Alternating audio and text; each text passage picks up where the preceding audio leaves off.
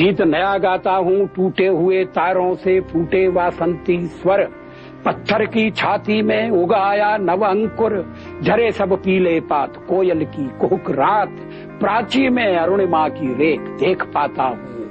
गीत नया गाता हूँ, गीत नया गाता हूँ। टूटे हुए सपने की सुने कौन सिसकी, टूटे हुए सपने की सुने कौन सिसकी, अंतर को चीर व्यथा पलकों पर ठिठकी, हार नहीं मानूंगा रार नहीं ठानूंगा, काल के कपाल पर लिखता मिटाता हूँ।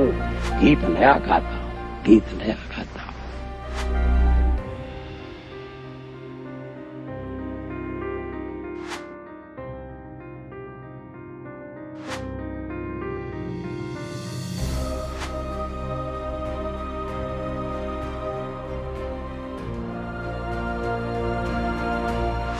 पाकिस्तान से कहा गया है, एक नहीं दो नहीं करो 20 समझौते पर स्वतंत्र भारत का मस्तक नहीं झुकेगा।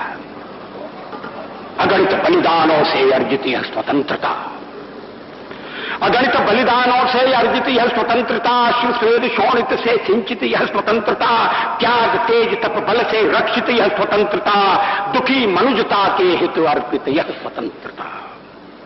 इसे मिटाने की साजिश करने वालों से कह दो चिनगारी का खेल बुरा होता है। इसे मिटाने की साजिश करने वालों से कह दो चिनगारी का खेल बुरा होता है। औरों के घर आग लगाने का जो सपना वह अपने ही घर में सदा खड़ा हो। अपने ही हाथों तुम अपनी कब्र न खोदो, अपने ही हाथों तुम अपनी कब्र न खोदो, अपने पैरों आप कुल्हाड़ी नहीं चलाओ। ओ नादान पड़ोसी अपनी आंखें खोलो, आजादी अनमोल न इसका मोल लगाओ। पर तुम क्या जानो आजादी क्या होती है, पर तुम क्या जानो आजादी क्या होती है। तुम्हें मुफ्त में मिली न कीमत गई चुकाई, अंग्रेजों के बल पर 2 टुकड़े पाए हैं, मां को खंडित करते तुमको लाज ना आई। अमेरिकी शस्त्रों से अपनी आजादी को दुनिया में कायम रख लोगे यह मत समझो, अमेरिकी शस्त्रों से अपनी आजादी को दुनिया में कायम रख लोगे यह मत समझो। 10-20 अरब डॉलर लेकर आने वाली बर्बादी से तुम बच लोगे यह मत समझो। धमकी जिहाद के नारों से हथियारों से कश्मीर कभी हथिया लोगे यह मत समझो। हमलों से अत्याचारों से संहारों से भारत का शीश झुका लोगे यह मत समझो। हम भी अपने ढंग से देश की सेवा कर रहे हैं, और अगर हम देशभक्त न होते और अगर हम निस्वार्थ भाव से राजनीति में अपना स्थान बनाने का प्रयास न करते, और हमारे इन प्रयासों के पीछे 40 साल की साधना है। ये कोई आकस्मिक जनादेश नहीं है, कोई चमत्कार नहीं हुआ है। हमने मेहनत की, हम लोगों में गए, हमने संघर्ष किया है। पार्टी 365 दिन चलने वाली पार्टी है, ये कोई चुनाव में कुकुर मुक्के की तरह से खड़ी होने वाली पार्टी नहीं है। और आज हमें अकारण कटघरे में खड़ा किया जा रहा है क्योंकि हम थोड़ी ज्यादा सीटें नहीं ले सके। हम मानते हैं हमारी कमजोरी है, हमें बहुमत मिलना चाहिए। राष्ट्रपति ने हमें अवसर दिया, हमने उसका लाभ उठाने की कोशिश की है, हमें सफलता नहीं मिली, वो अलग बात है। लेकिन हम फिर भी सदन में सबसे बड़े विरोधी दल के रूप में बैठेंगे और आपको हमारा सहयोग लेकर सदन चलाना पड़ेगा, इस बात को मत भूलिए। मगर सदन चलाने में और ठीक तरह से चलाने में हम आपको पूरा सहयोग देंगे, ये आपको आश्वासन देना चाहते हैं। हमारा जनाधार नहीं है, हम अपने देश की सेवा के कार्य में जुटे रहेंगे। हम संख्या बल के सामने सर झुकाते हैं और आपको विश्वास दिलाते हैं कि जो कार्य हमने अपने हाथ में लिया है वो जब तक राष्ट्रीय उद्देश्य पूरा नहीं कर लेंगे तब तक विश्राम से नहीं बैठेंगे, तब तक आराम से नहीं बैठेंगे। अध्यक्ष महोदय, मैं अपना त्यागपत्र राष्ट्रपति महोदय को देने जा रहा हूं। तो मैं पढ़कर दंग रह गया जब मैंने श्रीमती सोनिया जी का भाषण पढ़ा।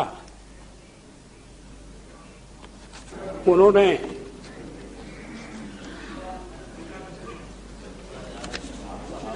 सारे शब्द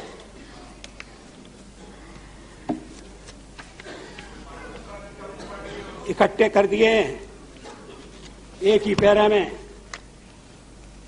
The BJP-led government has shown itself to be incompetent, insensitive, irresponsible, and brazenly corrupt.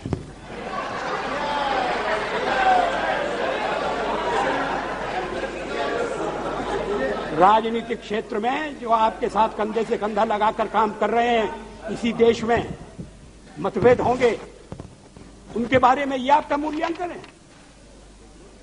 मतभेदों को प्रकट करने का ये तरीका है? ऐसा लगता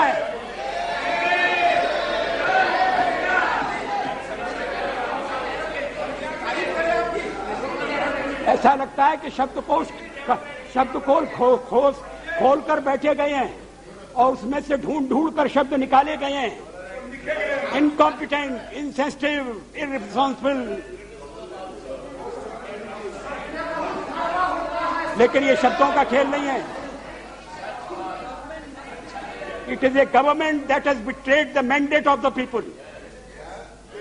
हम यहां लोगों से चुन के आए हैं और जब तक लोग चाहेंगे हम रहेंगे। आपका मैंडेट कौन होता है हमारा फैसला तय करने वाला? It is a government that has betrayed the mandate. किसने आपको जज बनाया है?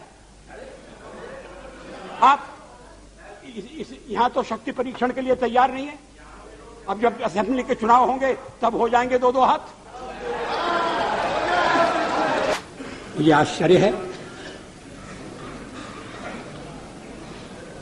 कि परमाणु परीक्षण की भी आलोचना की गई। पूछा गया देश के सामने कौन सा खतरा था। मैं 1974 में सदन में था जब श्रीमती इंदिरा गांधी के नेतृत्व में परमाणु परीक्षण किया गया था। हमने उसका स्वागत किया था, प्रतिपक्ष में थे फिर भी स्वागत किया था, क्योंकि देश की रक्षा के लिए वो किया गया था। उस समय कौन सा खतरा था? क्या आत्मरक्षा की तैयारी तभी होगी जब खतरा होगा? अगर तैयारी पहले से हो तो जो खतरा अगर आने वाला है तो खतरा भी दूर हो जाएगा। खतरा अमल में नहीं आएगा।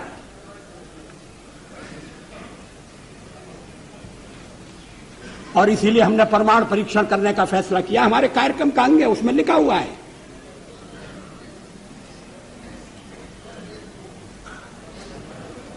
पोखरण 2 कोई आत्मश्लाघा के लिए नहीं था, कोई पुरुषार्थ के प्रकटीकरण के लिए नहीं था, लेकिन हमारी नीति है और मैं समझता हूं ये देश की नीति रही है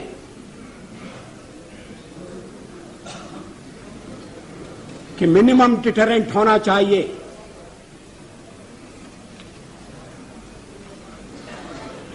वो क्रेडिबल भी होना चाहिए।